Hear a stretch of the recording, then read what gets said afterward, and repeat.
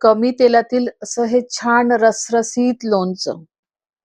लोणचं असं लाल चुटूक दिसण्यासाठी खास टीप, लोणच्याच्या मसाल्याचा खमंगपणा आणि परफेक्ट प्रमाण.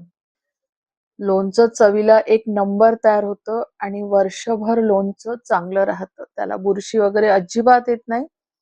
आणि त्यासाठी तुम्हाला व्हिडिओ संपूर्ण पाहायचा आहे, कारण ह्या छोट्या मोठ्या टिप्स आपण या लोणचं तयार करताना सांगितलेल्या आहेत.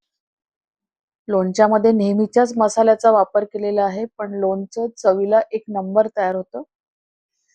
नमस्कार, Sushma healthy wealthy recipes and salad मध्ये सर्वांचे खूप खूप स्वागत. आणि आज आपण आंब्याचं आंबट गोड चवीचं लोणचं बघणार आहोत. सगळे प्रमाण परफेक्ट आहे, त्याच्यामुळे लोणचं जे आहे ते छान चवदार असं तयार होतं.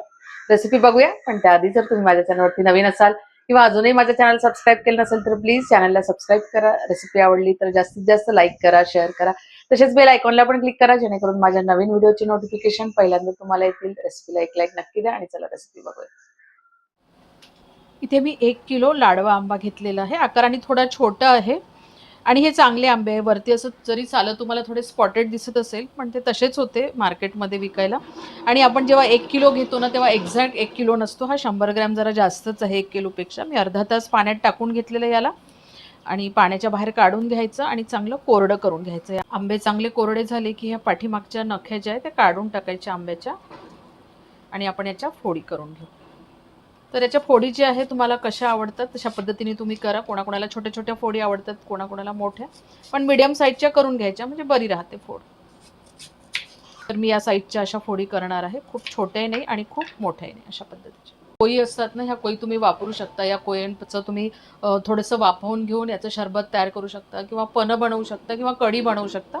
तर कारण या कोईला जे आहे ते बरंच मगज लागलेलं असते. तर आंबे मार्केटमधून आणल्यानंतर तुम्ही 1 दिवस जरी घरी ठेवले ना तर लगेच ते पिवळे पडतात. म्हणजे आंबे जे आहे छान कडक आहे, पण आतून पिवळे पडायला सुरुवात झाली आहे. म्हणून शक्य असेल आंबे आणल्यानंतर तर लगेच लोणचं घालून घ्यायचं. इथे आपले आंबे कापून झालेले आहे. फोडी एका गंजात टाकून घेते. फोडीमध्ये 1 चमचा भरून हळद घालून घेऊ आणि 1 टेबलस्पून मीठ घालून घेऊ. म्हणजे साधारण 2 चमचे पोहे खायच्या चमच्यानी. आता व्यवस्थित आपण याला मिक्स करून घेऊ. ह्याला छान पाणी सुटतं मस्त आणि या मिठाच्या पाण्यात आणि हळदीत आपल्या ह्या फोडी मस्त मुरल्या जातात. फोडीवरती ना असं छान टाईट झाकण ठेवून द्यायचं. म्हणजे आता तुम्ही 2 दिवस जरी तुमचं लोणचं किंवा याला मसाला लावणं झाला नाही ना, तरी ह्या फोडी चांगल्या राहतात. म्हणजे आंबे एकदाचे पिवळे पडून ते थोडेसे असे सॉफ्ट होतात, पण तुम्ही असं फोडी करून त्याला तिखट मीठ लावून दिलं ना, तर मग 2 दिवसानंतर पण तुम्ही याला मसाला लावू शकता. फक्त एक काम करायचं, जर इमिजिएट आज मी आता याला लावलं आहे मीठ आणि हे, तर मला उद्याच लावायचं आहे, तर तुम्हाला फिरवायची गरज नाही. पण तुम्ही जर ते 2 दिवसांनी करत असाल ते काम, तर मध्ये जे आहे ते लोणचं फिरवून घ्यायचं. नाहीतर काय होते, बरेचदा त्या लोणच्यामधून वास येतो किंवा मिठाचं प्रमाण आपण एवढं मीठ पण नाही टाकलं आहे. त्याच्यामुळे ते एकदा फिरवून घ्यायचं, जर तुम्हाला 2-3 दिवस लागत असेल तर लोणचं घालायसाठी. इथे आंब्याच्या फोडीला मीठ आणि हळद लावून 24 तास झालेले आहे आणि तुम्ही बघू शकता याला पाणी सुटलेलं आहे आणि आपण आता याच्यातलं पाणी जे आहे ते काढून घेऊया. तर मी हा खाली गंज ठेवला आहे, त्याच्यावरती ही चाळणी ठेवायची आणि ह्या फोडी आपण सगळ्या काढून घेऊ. तोपर्यंत आपण आपला मसाला तयार करून घेऊया. तर तुम्ही बघू शकता हा मेजरिंग कपाचा 1/4 कप आहे आणि त्याच्या अर्धा मी मेथी दाणे घेतलेले आहे. आणि आपली जी नॉर्मल वाटी जर तुम्ही घ्याल ना, वरण वगैरे खातो ती पाव वाटी हे मेथी दाणे आहे. पहिल्यांदा मी हे मेथी दाणे मिक्सरच्या भांड्यामध्ये टाकून याला आपण ना थोडंसं बारीक करून घेऊया, कारण मेथी दाणे थोडे हार्ड असतात आणि बाकीचे मसाले थोडे सॉफ्ट असतात. तर मेथी दाणे बारीक व्हायला वेळ लागतो, म्हणून पहिल्यांदा मेथी दाणे बारीक करून घ्यायचे. तर इथे आपले मेथी दाणे बारीक झालेले आहेत, तुम्ही बघू शकता. या पद्धतीने आपण असे हे बारीक करून घेतले. त्यानंतर मेजरिंग कपाच्या 1/3 कप जे आहे ते धने आहे. तर धने बघा, मी तुम्हाला या आपल्या नॉर्मल वाटीमध्ये टाकून दाखवते. तर हे अर्धा वाटी आहे, हे आपण याच्यामध्ये टाकून घेऊ. आणि 1/4 कप ही बडीशेप आहे. आता तुमच्या मेजरमेंट लक्षात आलं असेल की आपण जर हे पाव कप घेतलं तर आपली नॉर्मल वाटी असते त्याने पाव होते आणि 1/3 घेतलं तर अर्धा होते. आता आपण हे थोडंसं मिक्स करून घेऊ, म्हणजे आपलं व्यवस्थित बारीक व्हायला पाहिजे, नाही तर मिक्सरला फिरवून घेऊ. आता मी हे तुम्हाला दाखवते कशा पद्धतीने आपण बारीक केलेलं आहे. तर बघा, असं हे जाडसरच आपण ठेवलेलं आहे. आता ही 1/3 कप किंवा या वाटीने तुम्ही बघू शकता अर्धा वाटी मोहरीची डाळ आहे. तर मी हे घरीच तयार करून घेतलेली मोहरीची डाळ आहे. मोठी जाडवाली मोहरी घ्यायची आणि ते मिक्सरला जे आहे ते पल्स मोडमध्ये 1 ते 2दा फिरवून घ्यायचं आणि मग फुंकर मारून ते सगळी डाळ जी आहे अशा पद्धतीने आपण करून घ्यायची. डाळ जी आहे तुम्ही रेडीमेड पण वापरू शकता. अर्धा चमचाला म्हणजे पाऊण चमचा हळद घालून घेऊ आणि हा कट मारून 1 टीएसपी हिंग आहे. त्याच्यामध्येच 1/4 कप मीठ घालून घेऊ आणि फक्त एकदा फिरवून घ्यायचं आपल्याला, जास्त नाही फिरवायचं. आता हा तयार झालेला मसाला आपण एका टोपामध्ये काढून घेऊ. म्हणजे असं फिरवून घेतल्यामुळे सगळं कसं ना व्यवस्थित मिक्स होऊन जातं आणि तुम्ही बघू शकता आपला मसाला जो आहे तो आपला फाईन नाही झालेला आहे, छान असा जाडसरच आपला मसाला आहे बघा. या फोडीला सुटलेलं जे पाणी आहे ना, तर फेकून न देता आपल्याला हे लोणच्यासाठी वापरायचं आहे. तर या पाण्याला मी काय करते, छान एक उकळी येईपर्यंत उकळून घेते. पॅनमध्ये मेजरिंग कपाने 1 कप सरसोचं तेल घेतलेलं आहे. तुम्ही कुठलंही तेल घेऊ शकता. तुम्ही तुमच्या घरी जे तेल वापरता ते तेल लोणच्यासाठी वापरू शकता. तेलाला आपण आता गरम करून घेऊ आणि चांगलं गरम करायचं. स्टीलची वाटी दाखवली होती ना, तर त्या वाटीने 2 वाट्या हे तेल आहे. 1/4 कप जिरं घेऊन घेतलेलं आणि या जिऱ्याला पण आपण जाडसर बारीक करून घेऊ आणि हे जिरं पण या मसाल्यामध्ये घालून घेते. काय झालं ना, ते जिऱ्याची वाटी बाजूला राहिली, बारीक करायचं राहून गेलेलं आणि मग नंतर लक्षात आलं की अरे आपलं जिरं तर इथेच आहे, त्याबद्दल क्षमा असावी. सगळे मसाले जे आहे ना ते कच्चेच वापरलेले आहे आणि ते आपलं तेल पण चांगलं गरम झालेलं आहे. तर थोडंसं आपण याचं टेम्परेचर जे आहे ते कमी होऊ देऊ. 1 मिनिटानंतर आपण चेक करूया. तर बघू शकता याच्यामध्ये मसाला घातल्यानंतर तो हळूहळू असे बुडबुडे किंवा वर यायला लागतो. म्हणजे त्याचं टेम्परेचर जे आहे ते थोडंसं डाऊन झालेलं आहे. एकदम म्हणजे आपण तेल गरम केलं आणि इमिजिएट त्या मसाल्यामध्ये नाही घालायचं, नाही तर मसाला असं जळून जातो. पण आपला मसाला जळायलाही नको आणि शिजलाही पाहिजे, म्हणून थोडंसं त्याचं टेम्परेचर जे आहे ते डाऊन करून घ्यायचं.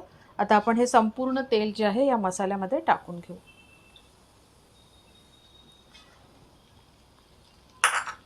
आणि त्याच्यावर थोडंसं हे झाकण ठेवून देऊ. म्हणजे त्याचा जो सुगंध आहे तो त्याच्यामध्येच राहील.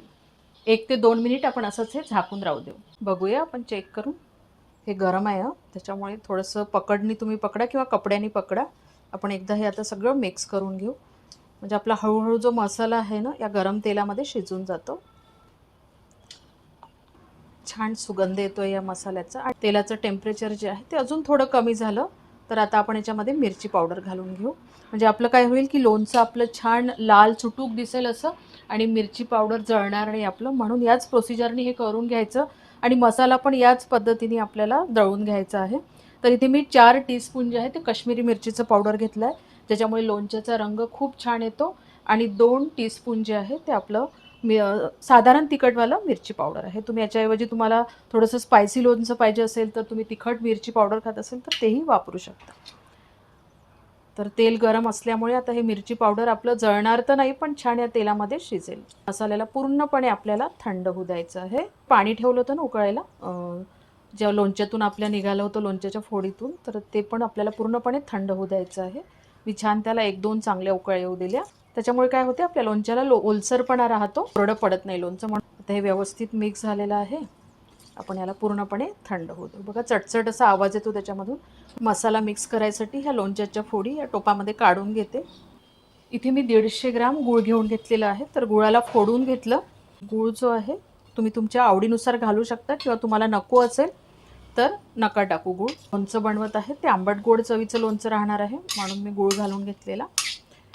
तर आपला मसाला थंड होतो तोपर्यंत हा गूळ पण याच्यामध्ये विरघळतो आणि हे पाणी पण थंड झालेलं आहे. पाणी पण याच्यामध्ये घालून घेते. लोणच्याचा मसाला पूर्णपणे थंड झालेला आहे आणि तुम्ही बघू शकता छान फुलला आहे आपला मसाला. म्हणजे या तेलामध्ये मस्त तो शिजला गेलेला आहे.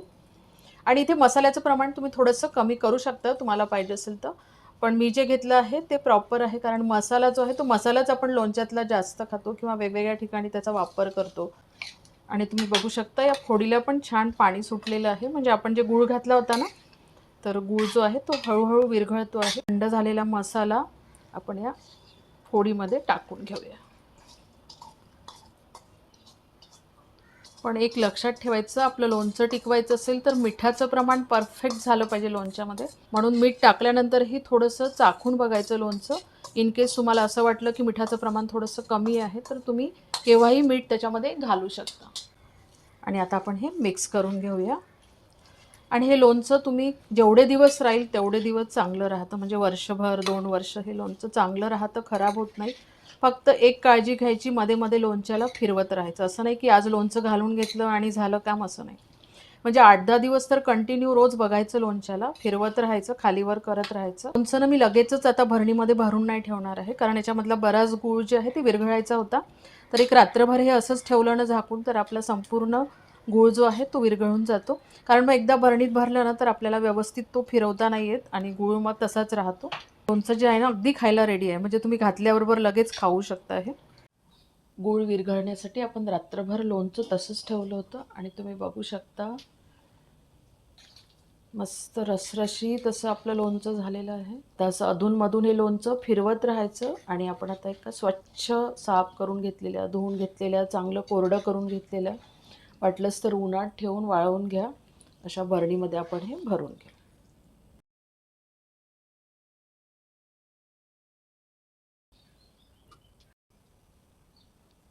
आणि इथे आपलं लोणचं एकदम रेडी आहे. आता तुम्ही याला छान स्वच्छ कोरडं झाकण लावून पुढच्या सीझनपर्यंत आरामात खाऊ शकता. अजिबात खराब होत नाही. आणि तुम्ही पण हे प्रमाण घेऊन लोणचं नक्की तयार करा. खूप छान लोणचं तयार होते आणि आवडलं तर लाईक शेअर करायला विसरू नका. परत भेटूया अशाच एका छानशा रेसिपी सोबत. तोपर्यंत धन्यवाद.